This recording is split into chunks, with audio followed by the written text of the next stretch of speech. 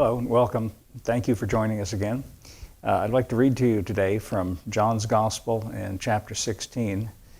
This is verse 33 and John 16:33. This is in John's Gospel. This is the last thing Jesus said to his disciples before being parted from them.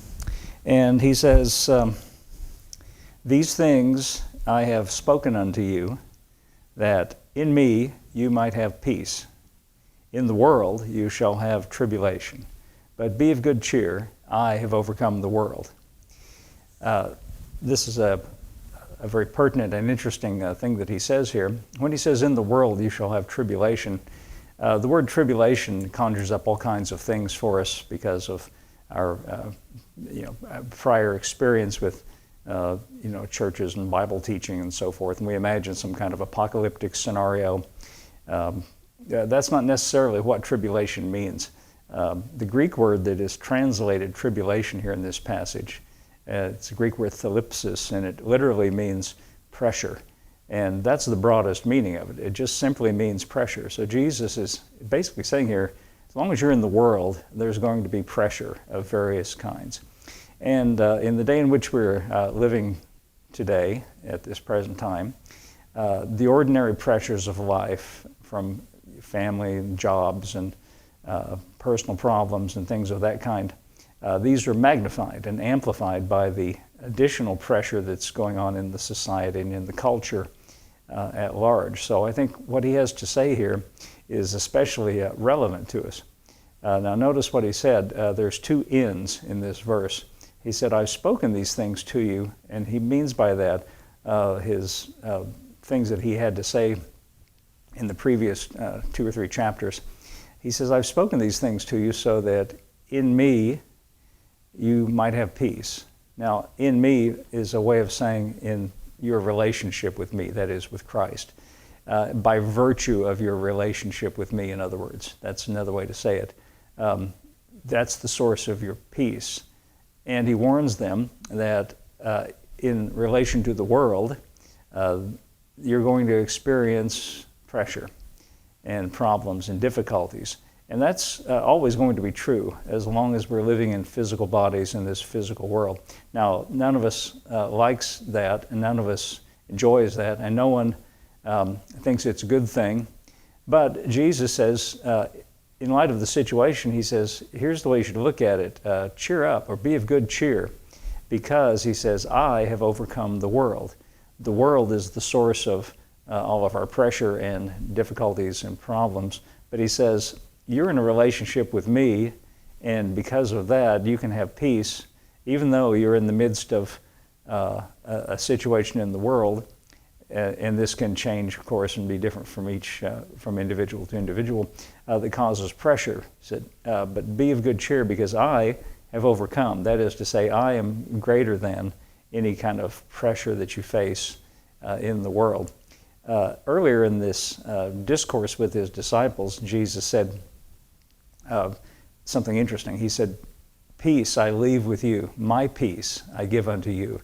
And then he added, "Not as the world gives, give I unto you," meaning that he offers a kind of peace that is different than the peace experienced by just natural situation, natural people in the natural world.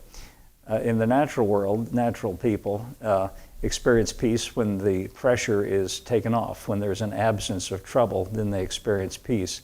But Jesus is saying, I've got a peace that's greater than that. My peace is greater than the pressure in the world. You can have peace while you're in the midst of problems and difficulties and pressures. Or to say it another way, there can be pressure on the outside, but I can give you peace on the inside. So he's trying to direct the attention of the disciples away from what's on the outside to the reality of what's on the inside. Now, it's interesting that the person who seems to have gotten a hold of this to the greatest degree is a man who was not even present at this event where Jesus said this, and that is the Apostle Paul. And as you know, the Apostle Paul was not one of the 12 disciples. He was a Pharisee during the ministry of Jesus, And it was not until later, after the resurrection of Jesus, when Jesus appeared to him. You know, it's interesting. I was reading this morning, and let me back up a little bit here before I move on from John chapter 16 and draw this to your attention. Again, what I just read to you in verse 33, this is the last thing Jesus said to his disciples before he went to the cross. Let's back up to verse 25. He says, "These things I have spoken to you in parables. But the time is coming when I will no more speak to you in parables, but I will show you plainly of the Father." He's saying that up until now, that is to say in his earthly ministry, he spoke in a veiled way. And he used parables. He spoke in a kind of a riddling way. He said, but the time is coming when I'm going to speak clearly and plainly about the Father. Now, he's getting ready to leave and go to the cross. But he had in mind that on the other side of the cross, he would be able to explain plainly what the situation is. And that's what the Apostle Paul seems to have been the beneficiary of, because Jesus appeared to him after his resurrection and gave him the details of the gospel that Paul presents in his epistles. That's why it's so important to read and pay attention to what Paul has to say in his letters to the churches. Now, the Apostle Paul is someone who knew something about pressure. He experienced a lot of problems, and I'd like to just highlight one of those for you today, and then point out to you, Paul tells us that he learned something along the way, and I think the benefit of his having learned it will benefit us as well. This is in Acts chapter 27, and I'm going to start reading with verse 10. Now, we're jumping into a story here in Acts. It's like a TV series, and the narrator would come on at the beginning and say, previously in the book of Acts, what happened previously is that Paul, through a series of problems stirred up for him by crowds and people who didn't like his message, he found himself incarcerated. And eventually he, for reasons of his own, appealed higher and higher and appealed to Caesar himself. He had a right because he was a Roman citizen. So Paul is now in the custody of the Romans, and he's being transported to Italy, to Rome. And he will find himself testifying eventually before Caesar. Now, we don't have a record of that in the Bible, but the tradition tells us that he did, in fact, speak before, at that time, Nero was the Caesar. Caesar is, of course, just a title. So here is Paul about to be transported. They're about to put him on a ship, and they tarried around here in this port for a while, and they're getting ready to leave now finally. And Paul says in verse 10 of Acts chapter 27, "Sirs," he says, "I perceive that this voyage will be with hurt and much damage, not only to the lading and the ship, but also of our lives. Nevertheless, the centurion believed the master and owner of the ship more than those things which were spoken by Paul." You know, first of all, I'll call your attention to the fact that Paul here, he is a very polite and you might say a person who, I think he's a good example for us. He didn't come up to them and all high and mighty and say, well, God told me. Whenever somebody says, well, God told me this, it automatically puts a pressure on the listener to have to take it seriously, because after all, God told them that. But what Paul says here is very honest. This is how we should say things. I perceive. It's a subjective thing. It's a matter of perception. So Paul had an intuition, you might say. He had a perception that this voyage was not going to go very well, and he felt an obligation to go and speak to the captain of the ship and the person in authority, or the centurion that was above him, I guess is who he spoke to. And he just felt like, I need to let you know that I have a perception. But the centurion thought, well, who's this prisoner to be telling me what to do? So the centurion believed the owners of the ship and the captain and so forth. So they set off on this voyage, and sure enough, they get into problems. And a storm comes along.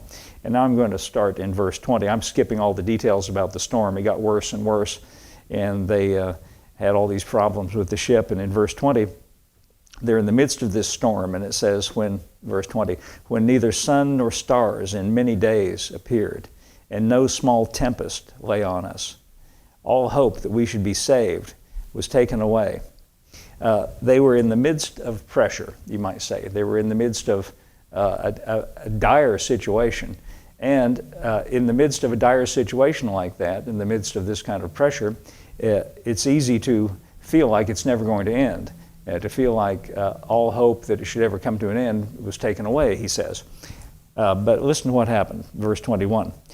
After long abstinence, that is to say, Paul was gone from them for a long time, Paul stood forth in the midst of them and said, Sirs, you should have hearkened unto me, and not have loosed from Crete, and to have gained this harm and loss.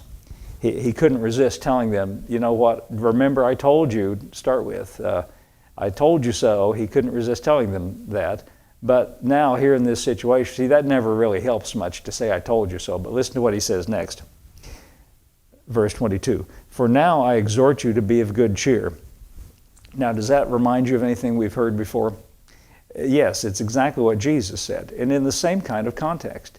Remember, Jesus said, in the world you will face pressure and difficulties, but be of good cheer. I'm greater than the world. I've overcome the world, and you're in a relationship with me, and that can be the source of your peace, even in the midst of a storm or a problem or pressure. See, the storm here, to me, no doubt a real storm, but it also serves as a metaphor for any kind of pressure situation that we find ourselves in. And Paul says, first of all, be of good cheer. You know, by the way, that's always the message from a messenger from heaven, whether it's Paul in this case or Jesus or an angel. Whenever an angel appears, Jesus appears to somebody in a crisis. Here Paul is talking to people in a crisis. The first thing they say is, fear not, or be of good cheer. In the midst of a problem, we're focused on the problem, and that's all we can see. And it naturally seems very dire to us. But Jesus speaks to us from a higher perspective, a perspective of one who, as he says, has overcome the world. And he's saying to us, looking at the bigger picture, from the perspective of one who is greater than any storm, greater than any temporary difficulty, just hold on here for a minute, cheer up, I've got something to share with you that's going to be encouraging. Paul says, I exhort you to be of good cheer, for there shall be no loss of any man's life among you, but that of the ship. He says, for there stood by me this night an angel of God, whose I am and whom I serve, saying, fear not, Paul. You see what I told you, whenever an angel shows up, the first thing they say is, fear not. Don't be afraid. And this angel, Paul reports, appeared to him and said, fear not, Paul, for thou must be brought before Caesar. In other words, it's necessary to get you to Rome, and you're going to appear before Caesar. Now, by the way, in our lives, we're not going to appear before Caesar, and it's not necessary to get us to Rome. But nevertheless, God has a plan for our lives as well. God has good things that he wants us to do and to accomplish. And he's not going to allow some kind of temporary situation, some kind of temporary pressure situation get in the way of what he wants to accomplish in our lives and the things that we want to accomplish in our lives. Let's go on reading. Fear not, Paul, for thou must be brought before Caesar. And lo, God hath given thee all them that sail with thee. Now listen to this, verse 25. Wherefore, sirs, be of good cheer, for I believe God, that it shall be even as it was told me. You see, that's a good attitude to have in the midst of a crisis. You see, the storm is still going on. Nothing has changed from the outward point of view.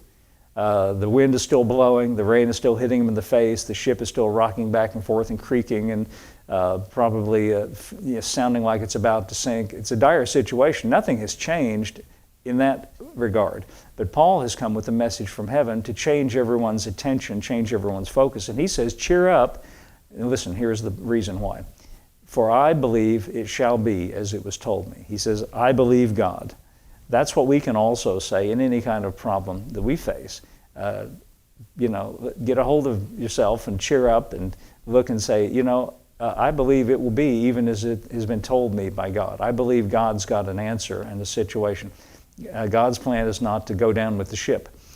So anyway, the ship, as Paul predicted, was lost, but they all made it to shore. They made it to a little island. And I want to skip now over to Philippians, Paul eventually made it to Rome, and he found himself waiting to appear before Nero, and he found himself in Nero's dungeon, in his jail. Not a good place to be. And so in that situation, most of Paul's friends and other churches that he had started and so forth cut off connections with him. They were afraid to come anywhere near Nero. Nero was a persecutor of the Christians. He was, in some people's opinion, the beast that is described in the book of Revelation. That's a pretty good description for Nero. And there's good reason to think that, and I won't go into that right now, but he was definitely an enemy, that's what I want to say, of the Christians. And not a good place to be. But Paul here, finding himself, you might say, in an even worse situation, he writes to a church called the Philippians. And the reason he's writing this letter that we have in our Bible as Philippians is, of all the churches that Paul started, only the Philippians remembered that he was in this situation, or at least were brave enough to communicate with him. And they sent him some kind of a gift. We don't know what they sent, but he's writing what we would call a thank you note. You know, the letter to the Philippians is written to thank them for sending whatever it was that they sent to him. But it's very interesting what Paul says here, because he says that he has learned something in all of the trouble and pressure and problems that he has gone through. And I think we can learn this as well. Let me jump down. This is the very end of Philippians, and he says in verse 10, "But I rejoiced in the Lord greatly, and now at the last your care hath flourished again, wherein you were also careful, but you lacked opportunity." He's saying, I'm thanking you for what you've sent. And he said, I know you would have done something earlier, but you didn't have the opportunity. He's being very polite here and thanking them, thanking the Philippians. And then he adds this in verse 11, "Not that I speak in respect of want, for I have learned, in whatsoever state I am, therewith to be content." Very interesting. He says, I have learned something. And what he says to the Philippians is, he says, I thank you for your gift, but don't get the idea, not that I'm in a state of want here, because I've learned how to be, the word that's translated here, content, could be translated other ways. I like another translation that says independent of circumstances. I like that a lot. I have learned to be independent of circumstances in whatever situation I'm in. In other words, if I'm in what seems like a situation of pressure or problems or difficulties, I have learned that I don't need to be ruled by those pressures and difficulties. I can live independent of those pressures and difficulties. Verse 12, "For I know both how to be abased," that means brought low, "and how to abound," that means having plenty. "Everywhere and in all things I am instructed to be full and hungry, both to abound and to suffer need." He says, when he says I am instructed, he means I have learned. One translation says, I have learned the secret. I have learned the secret of how to be independent of circumstances, whether things are good or whether things are bad. Well, that's very profound, and we'd like to know the secret as well.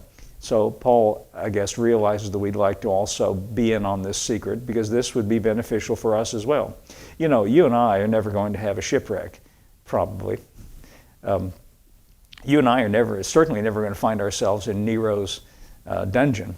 We're not going to suffer the things that Paul suffered. Nevertheless, the things that we deal with in our lives are just as difficult in the context of our lives. And so we need to know what it is that Paul learned. How is it that he learned how to be independent of circumstances so that he's not dominated or ruled or controlled?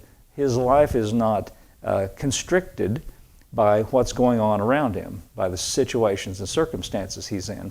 Well, here's his explanation of it in verse 13. He says, now this is first of all the King James translation. He says, I can do all things through Christ, which strengtheneth me. Now when he says I can do all things, he means, in reference to what he just said, I can deal with any situation I find myself in through Christ that strengthens me. Here's a few other translations to give you a broader view of this. The Phillips translation says, I am ready for anything through the strength of the one who lives within me. That's pretty good. I like that. I'm ready for anything. Here's what the Message translation says. Whatever I have, wherever I am, I can make it through anything in the one who makes me who I am. Now, this is remarkably like what Jesus said in John chapter 16, verse 33. And I say it's remarkable because Paul wasn't there. And Paul also tells us that nobody taught him the things that Jesus had to say. Nobody explained it to him. Nobody told him about those things. I'm sure he heard a few things here and there, but he didn't have John's gospel. He didn't have that written down for him. You know, Jesus said, in the world you'll have tribulation, but in me you have peace. This is exactly what Paul is saying here. I'm going to read you the Message again. Whatever I have, wherever I am, I can make it through anything in the one who makes me who I am. You see, he's saying, I've turned my focus away from all the things going on around me, which, by the way, are temporary. When we're in a difficult situation, like the people on that ship, it said that they had given up all hope that they should be saved. It seems like it's going to last forever. It's going to be a non-changing situation. But these things are all temporary. Anything that you're experiencing right now is momentary. It's temporary. It's all subject to change. And what Paul has learned, the secret he learned, is to turn his attention away from things on the outside that are temporary to a situation in a relationship on the inside which is eternal, which is fixed and solid and stable. By doing so, he says, I've learned how to be independent of circumstances. Let me read you what the Amplified says. I'm ready for anything and equal to anything through him who infuses inner strength into me. I am self-sufficient in Christ's sufficiency. Now that's a really great translation, and that's a really profound thought. And I hope you can get a hold of that and take hold of that, because what he's saying here is not just for the Apostle Paul. It's not just true for Paul. Paul is sharing these things with his readers so that we can embrace the same kind of point of view, and what he says is true for him is also true for us. Just like he said on the ship, be of good cheer, for I believe God. It shall be unto me even as it has been told me. I really like this in the Amplified. Let me just read it to you one more time, make sure you get it. I am ready for anything and equal to anything. Through him who infuses inner strength into me, I am self-sufficient in Christ's sufficiency. Well, I hope that's encouraging to you today, and we will see you again next week.